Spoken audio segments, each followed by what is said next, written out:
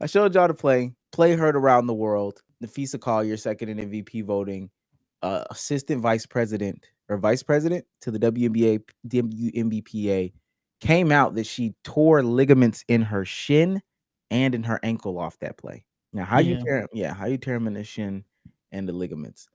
Finally, do the exit interviews. Man, the ladies got balls, man. I ain't gonna lie. One day we'll see LeBron and them do this, but she straight ethered the commissioner. Let's tap in. Thank you all for your time today. I have prepared a statement that I would like to make before taking any questions. All right. So first of all, I'd like to congratulate the Mercury for advancing to the finals. And I want to be clear, this conversation is not about winning or losing. It's about something much bigger. The real threat to our league isn't money, it isn't ratings, or even missed calls, or even physical play. It's the lack of accountability from the league office. Since I've been in the league, you've heard the constant concerns about officiating, and it has now reached levels of inconsistency that plague our sport and undermine the integrity in which it operates. Whether the league cares about the health of the players is one thing, but to also not care about the product we put on the floor is truly self-sabotage. Year after year, the only thing that remains consistent is the lack of accountability from our leaders. Sorry, I had to walk here in my boot. I'm kind of out of breath. The league has a buzzword that they've rolled out as talking points for the CBA as to why they can't pay the players what we're worth. That word is sustainability. But what's truly unsustainable is keeping a good product on the floor while allowing officials to lose control of games. Fans see it every night. Coaches, both winning and losing, point it out every night in pregame and postgame media. Yet leadership just issues fines and looks the other way. They ignore the issues that everyone inside the game is begging to be fixed. That is negligence. At Unrivaled this past February, I sat across from Kathy and asked how she planned to address the officiating issues in our league. Her response was, well, only the losers complain about the refs. I also asked how she planned to fix the fact that players like Caitlin, Angel, and Paige, who are clearly driving massive revenue for the league, are making so little for their first 4 years. Her response was, Caitlin should be grateful she makes $16 million off the court, because without the platform that the WNBA gives her, she wouldn't make anything. And in that same conversation, she told me players should be on their knees thanking their lucky stars for the media rights deal that I got them. Stop right there. Stop right there. I don't stand on business. Look, man, it's been a theme of Q4 2025 for us in terms of what's professional, what's not. The answer is this is not. However, however, oh my God. Hey man, broken clock. What broken clock twice day, whatever the case, yo. This is wow. RKO out of nowhere. Wow. That's big body. This is very shocking. Yeah. Surprising. I don't know if I've ever, at least in the basketball space, have I seen a player just outright use the platform of that sport to call out the commissioner flat out and reveal things that were asked in a, I would assume, private-ish type of conversation? Maybe it wasn't private. Maybe this was a public interview where she asked the commissioner this. But if this was a private conversation you have with the commissioner and you go out in front of them cameras at the end of the conference finals and say that, hey, ball's on you, sis. The ball's on you. Balls on you. What kind of verb is? I've never heard that phrase before. Balls on, I'm sorry. The ball's on you? Oh, the ball on her. I thought you were trying to say balls in her court. No, the ball's on you. I got you now. Yo, Damo, he trying you today, bro. No, that's hey, yo, because it caught me off. It caught me crazy off guard. I was like, whoa, she put her balls on her. Hey, I hang at some point, bro. No, man, I don't know. Look at Sage. Yo, that caught me crazy off guard. I was like, what the heck? I was bugging though. I swear to God, I was gonna follow up with. I mean, she did. Yeah, she did teabag her. No cap. See, you thought it was over and it wasn't. See? Let me say this. All month. This is why we have our issues, man. No. So she said a lot of things in there the official. She said another thing in there that was like kind of big. I just don't. Well, I continue to play, but that the two big ones. Only losers complain about the refs after they're complaining about people getting hurt, tackled, and all these other things. And then also saying, "Yo, y'all should be on y'all knees, gang. Y'all should be on y'all knees. Thanking me for this TV rights deal is crazy." She goes on to highlight some other stuff and straight kind of, ethers her. I'm gonna be nasty in this conversation. She got a pretty resounding backup from everybody in the league. Ooh, that's everybody in the NBA. Yeah, NBA players are saying it. WNBA players are saying it. They did note, she did specifically name out a couple of different players. The younger players, Angel Page and Caitlin, which we'll get to in a second.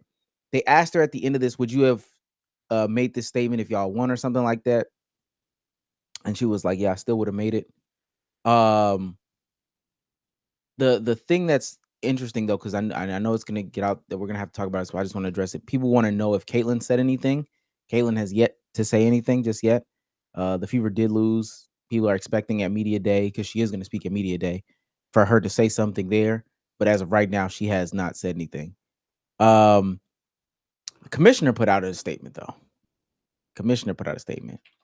And everybody thinks it's about as weak as water. The commissioner says, dang, where's the commissioner? Where's her statement? Oh, I have the utmost respect for Collier, Napheesa Collier, and for all the players in the WNBA. Together, we have all worked tirelessly to transform this league. My main focus remains on ensuring a bright future for the players and the WNBA, including collaborating on how we continue to elevate the game.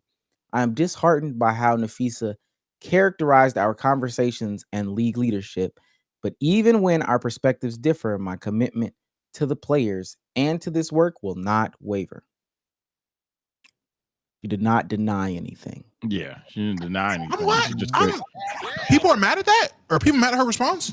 It's weak, basically. So it's like she didn't deny anything. She didn't further clarify anything. All she said was she paraphrased the conversations that were had, but she didn't call her a liar or anything like that. So. I mean, that's good, because that means that this stuff was said, and it's not like she's gonna lie about it. She's saying, okay, you kind of took what we talked about and kind of added 10 on it, but yeah, this is in the realm of what I said. But I don't think this is a W dodge. If you're a commissioner, though, you would want to clean this up, and you didn't really clean it up. You kind of just said, I mean, yeah, kind of paraphrase things, like it kind of like you leave things ambiguous and vague, kind of like for us to sit here and talk about. Versus if you're a commissioner of the league, you would want to, hey, I don't think players need to beg on their knees for us for giving them opportunities, or hey, I want to clear that I care about them or something like that. But then smarter about it.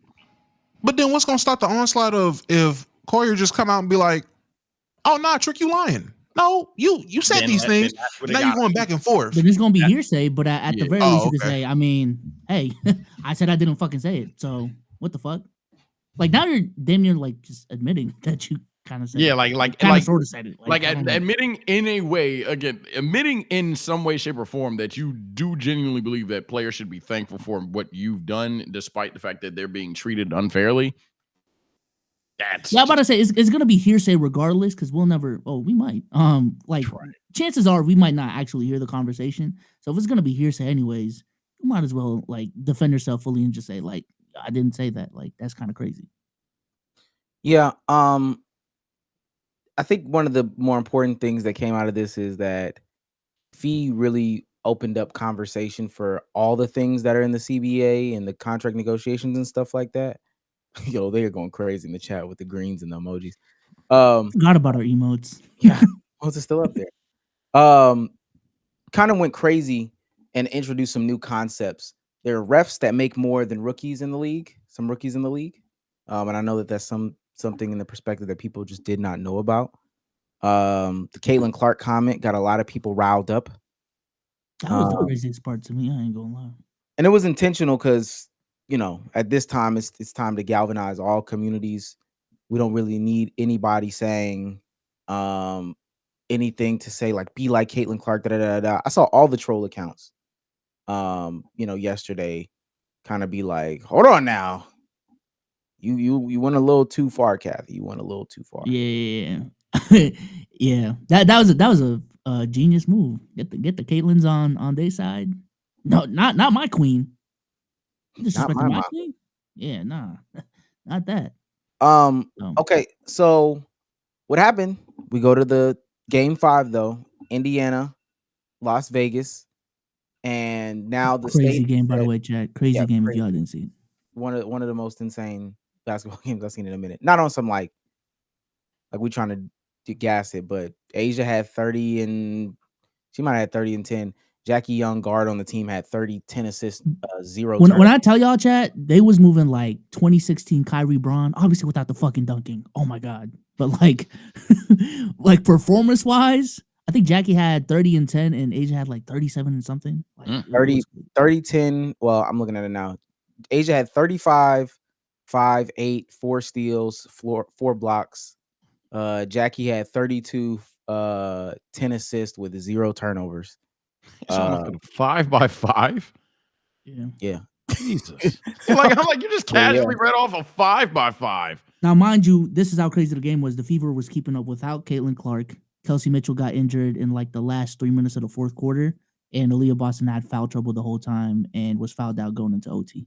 Like, that's how crazy the game was. That was a part of the conversation, the fouls. And from a perspective of somebody who watches the W, is a fan, or whatever the case may be, they heard that message and they knew eyes were going to watch. They told the officials, hey, man, we got to call it a little bit differently.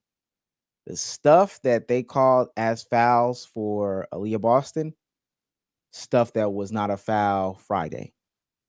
Oh, yeah. Like the slight moving screens, whatchamacallit, loose ball fouls on rebounds. That shit was weak, bro. And I predicted it too at halftime. I said, because it was a close game. Halftime, they tied, actually. I said, the worst thing that can happen for the league is if it comes down to the final play and they have to call a foul. It literally came down to that, and Aaliyah Boston fouled out of the game on a foul call. So now everybody's like looking at it. I went down my timeline. So this is what they've been talking about? This is terrible officiating. What is this shit? This is the worst stuff I've ever seen in my life. No, this is really, really bad. And also another thing is about the injuries. Kelsey Mitchell, who has only missed 5 games in her 8-year career, she goes down with severe leg cramps, like leg cramp. Y'all ever seen them leg cramps where like you can see it move in a player's leg? She goes down with one of those, gets diagnosed with severe leg cramps. They had to pull out a stretcher onto the court. Yeah. She turned down the stretcher. I know I'm saying all this. I'm looking at like Dom Sauer. She turns away the stretcher. They lift her up. They take her to the hospital. They hook her up for to IVs for like a little under 24 hours, like 12 hours or something like that. Yeah, all this happened last night. It was this crazy night. Crazy. Yeah, this Christ. No longer basketball, gang. This is this is a movie. It is a genuine movie at that point. So the next day, while covering this, though, Stephen A had some very, very, very choice words about the commissioner, because I think a lot of people would say that was in very, very bad taste. What she said, she really didn't address any points. She kind of said, yeah, Caitlin is lucky, but we'll talk about this later. So this is Stephen A's sentiments. Commissioner of the WNBA. Keep Monica up on the screen, please, because I want to see her. Kathy Engelberg, the commissioner of the league. Doggy, Peter, Monica, let me say for the record, you should resign. You need to resign, period.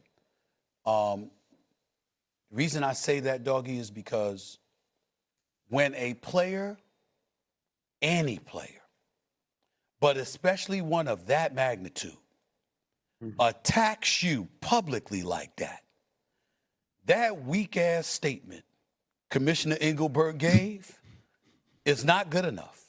And I'm going to say it. It was a weak-ass statement. Could you imagine somebody directing comments and criticisms at you, taking conversations they've had with you directly and telling the world what you said? And did you see that statement Commissioner Engelberg gave? She basically provided no defense of herself. I mean, I don't have the statement directly in front of me, y'all. Mischaracterization. A mischaracterization. She was disheartened. I'm disheartened at the mischaracterization. What? That was I'm not saying Napheesa Collier personally attacked her, like personally. I'm not trying to personalize it like that, but I'm just saying her words were piercing. That was an attack against your leadership. It was an attack against your integrity. It was an attack against your character. And that's the statement you came out with. Listen, I've reached out to Kathy Engelbert's office. I said, you are welcome to come on my show today to explain, because I want to know how the hell somebody said something like that about you as the commissioner. Doggy, come on, man. He bring up some valid points, though. I mean, hey, look, you ain't gotta like him. I thought the statement was weak. Now I know Dama doesn't, so you probably right message, wrong messenger. That's what I was going to say. I'm about to say that's wrong messenger. That's the best case you got. But a broken clock writes twice a day on that one. That you weren't wrong with me. She said when ESPN was on them employees. I don't know what Stephen A was doing. So that is true. Hell, when LeBron had his comments about Stephen A, it took Stephen A minute to actually get a good response. What was deemed a good response off about that, because before, it was some BS he was saying on his shows. So, and then he went on 4 pods by the end of it. Man, I beat his ass. Whoa. They just gave up. What do you think I'd do if he punched me in the face? Punch him back. Like, all right, what? But what? I will say this to the situation. He right though. She said, yo, she's terrible. Like, she's really, really weak. She's soft. She lied on this. She's disrespecting Caitlyn. She's disrespecting Paige. She's disrespecting Angel. She disrespected all these young folks. Said that we needed her more than she needs us, straight up, and said that we should be on our knees. That alone, the professionalism of that comment alone, that's fireworthy to me. I ain't gonna lie. And then she said, no, you mischaracterized. That's a mischaracterized. Can somebody try to? All right, we're gonna do this game. Damo, you be the commissioner. You put out your statement. Mischaracterized. Y'all should be on your knees. Explain what that means so it can make sense for like the general public. What's the mischaracterization? You should drop down and pray.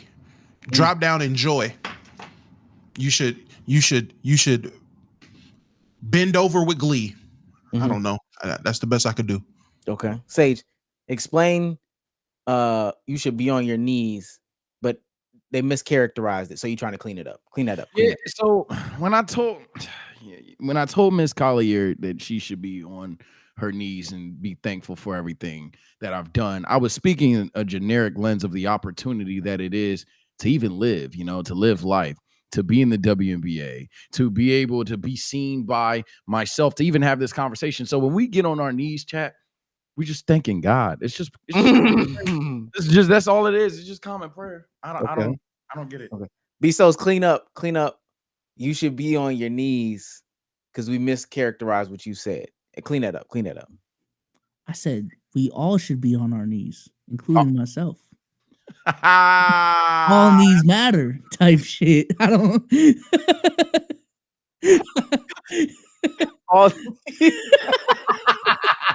Hey, that's good comp. That's good comp. I don't know. If we all see what she didn't say is they gonna be on their knees. I'm gonna be laying down, right? I'm gonna be lower. So it's just different. It's just would still be weird to me. Like I still wait down. Clean up.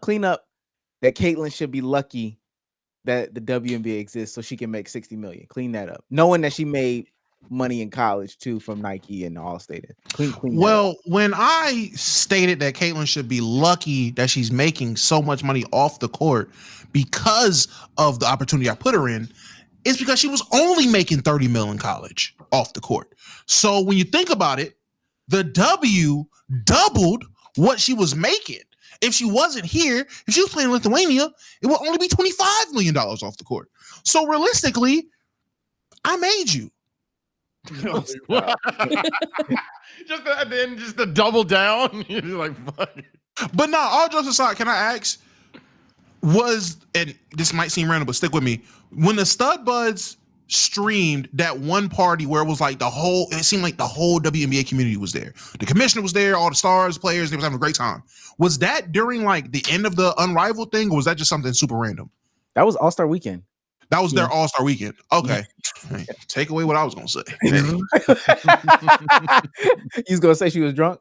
I'm about to say, hey, man, based off how they be moving off the court, I wouldn't be so saying that seems unprofessional. I don't know if you've seen them clips from the Stud Buds. Wasn't nothing professional going on when the WNBA throw a party. So I don't know what scenario she could have been in an Arrival where she asked her this off-camera, off-court, like face-to-face convo. She probably was just being real after a couple of shots, it seemed, but that was All-Star Weekend. Can't use that excuse. I'm gonna go there. That's how I defended for real.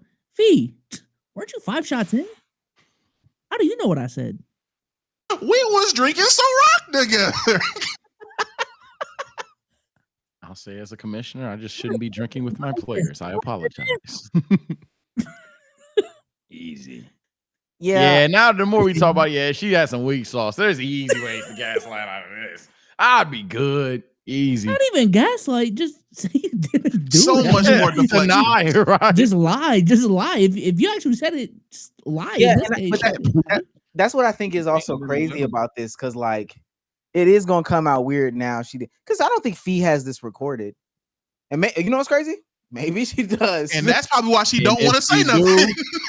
Checkmate. If she do, she go. Yeah, you know I was wondering why when she asked me, she was like this.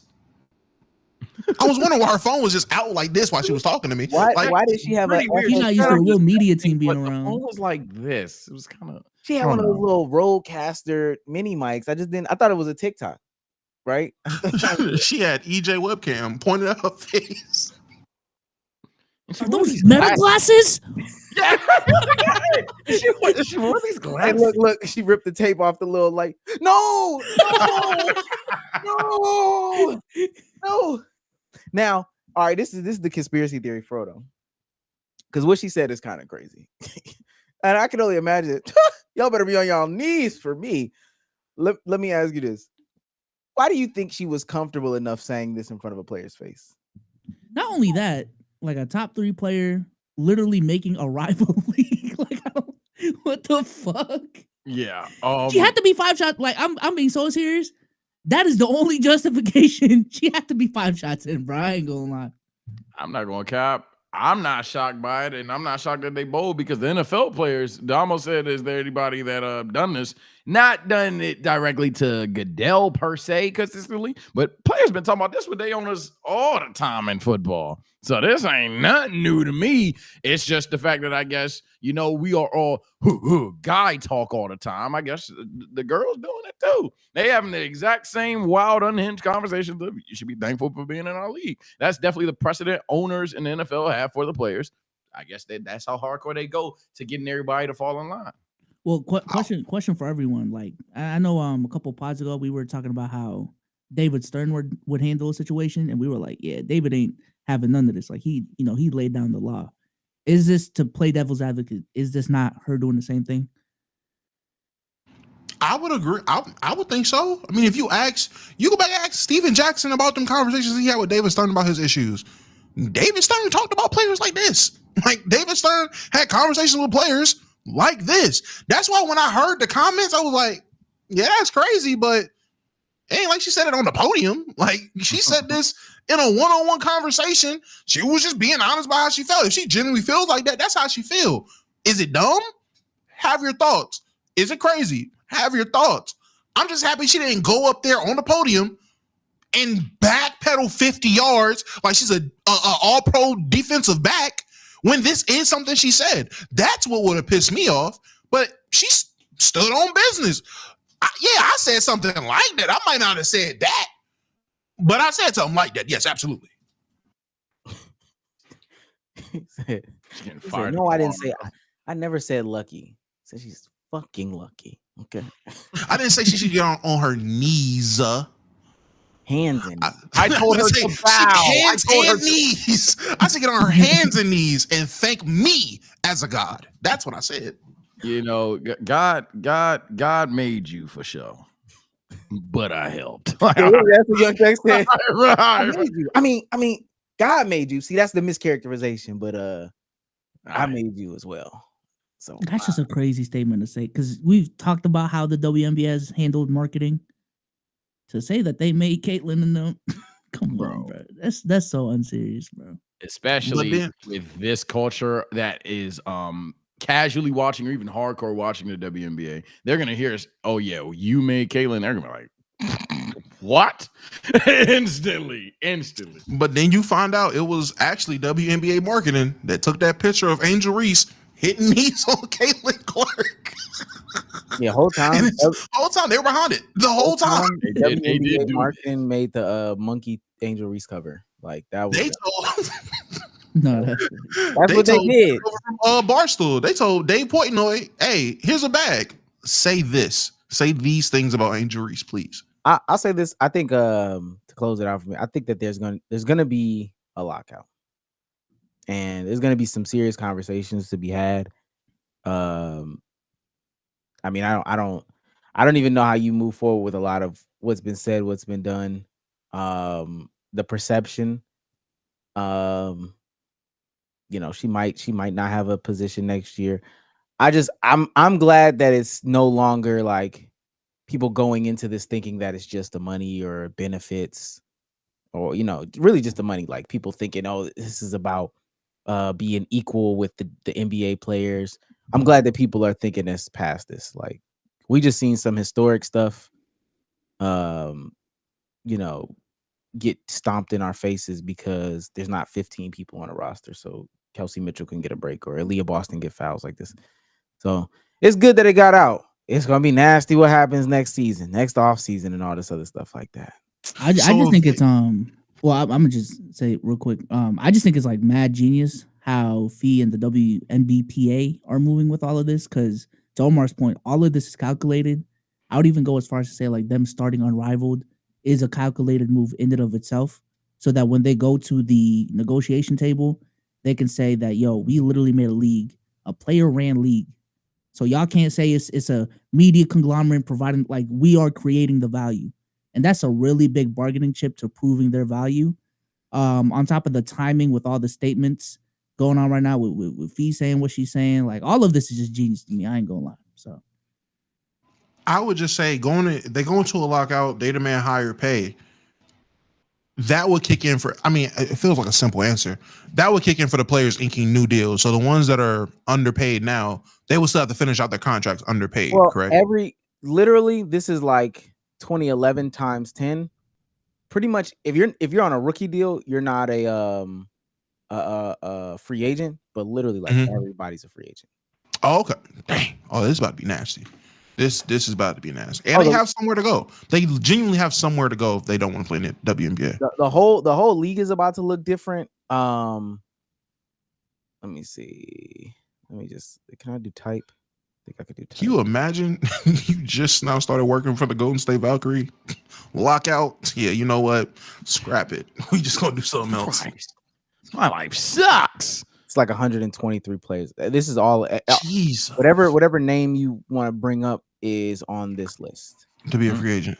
And then it starts to get into the restricted free agents, and this is like a different list. But like these are all Jackie Young, Asia Wilson, Brianna Stewart, Sabrina, Kelsey Plum, whatever big name you know. That's not a rookie or on a rookie deal, basically. That's not a rookie. Caitlyn and them are on their deals or whatever. But everybody else, they are going to be free agents. So not only, and there's a expansion draft with 2 added teams. The whole thing is going to look different.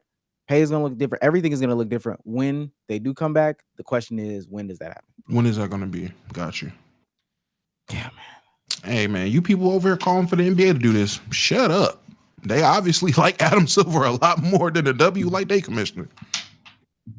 Yeah, I don't hear NBA players complaining about money. So. Hey, I don't hear NBA players are not complaining about the things WNBA players are complaining about. I don't know if y'all seen that. That's what I seen on my timeline. The NBA heads. If they can do it, why ain't we got Adam out of here? Because the players don't dislike Adam like y'all. That's why. Yeah, they dislike the WNBA, not the NBPA. That's what they don't like. But Adam, they want to get CJ McCollum out of here. They want to get CJ, Garrett Temple, and Jaylen Brown out of here. That's what they want.